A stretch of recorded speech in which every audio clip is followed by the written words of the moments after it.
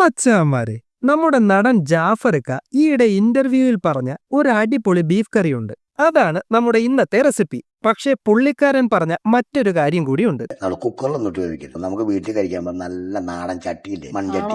അപ്പോൾ ഞാനിന്ന് ബീഫ് കറി തയ്യാറാക്കുന്നത് ക്ലേസോൾ എന്ന ബ്രാൻഡിന്റെ ഓർഗാനിക് മൺചട്ടിയിലാണ്. സാധാരണ മൺചട്ടിയേക്കാൾ നല്ല സ്ട്രോങ് ആണെന്നതാണ് ഇതിന്റെ ഏറ്റവും വലിയ പ്രത്യേകത. ഉപ്പുരസം തീരെയില്ലാത്ത പാലക്കാട് നിന്നും കർണാടകയിൽ നിന്നും ശേഖരിക്കുന്ന മണ്ണ് കൊണ്ടാണ് ഈ ചട്ടികൾ നിർമ്മിക്കുന്നത്. കൂടാതെ ഗ്ലേസിങ്ങിനും നിറത്തിനും വേണ്ടി ചേർക്കുന്ന silicon dioxide, aluminium dioxide, lead എന്നിവകളൊന്നും തന്നെ ഇതിൽ ചേർക്കുന്നില്ല എന്നതാണ് മറ്റൊരു പ്രത്യേകത. പ്രോഡക്റ്റ് ഓൺലൈനായി വാങ്ങുവാനുള്ള വാട്സ്ആപ്പ് നമ്പർ കമന്റ് ബോക്സിൽ പിൻ ചെയ്തേക്കാം. ഇനി നമുക്ക് റെസിപ്പിയിലേക്ക് കടക്കാം. പാത്രത്തിലേക്ക് വറ്റൽമുളകും മല്ലിയും ചേർത്ത് ഒന്ന് വറുത്തെടുത്തതിനു ശേഷം തണുക്കാനായി മാറ്റിവെക്കാം. അതിനുശേഷം മിക്സിയുടെ ജാറിലേക്കിട്ട് അല്പം വെള്ളവും ചേർത്ത് നന്നായി അടിച്ചെടുക്കാം. കഴുകി വൃത്തിയാക്കിയ ബീഫിലേക്ക് മഞ്ഞൾപ്പൊടി, വെളിച്ചെണ്ണ, അടിച്ചെടുത്ത പേസ്റ്റും ഉപ്പും ചേർത്ത് നന്നായി മിക്സ് ചെയ്തതിനു ശേഷം കുറച്ചു നേരം മാറ്റിവെക്കാം. മൺചട്ടിയിലേക്ക് കുറച്ച് ചെറിയ ഉള്ളി, പച്ചമുളക്, ഇഞ്ചി, മിക്സ് ചെയ്ത ബീഫും അല്പം വെള്ളവും കൂടി ചേർത്ത് അടച്ചു വെച്ച് വേവിച്ചെടുക്കാം. പാത്രത്തിലേക്ക് വെളിച്ചെണ്ണ ഒഴിച്ചതിനു ശേഷം ഉലുവയിട്ട് പൊട്ടിച്ചെടുക്കാം. കഷ്ണങ്ങളാക്കിയ ചെറിയ ഉള്ളിയും കറിവേപ്പിലയും ചേർത്ത്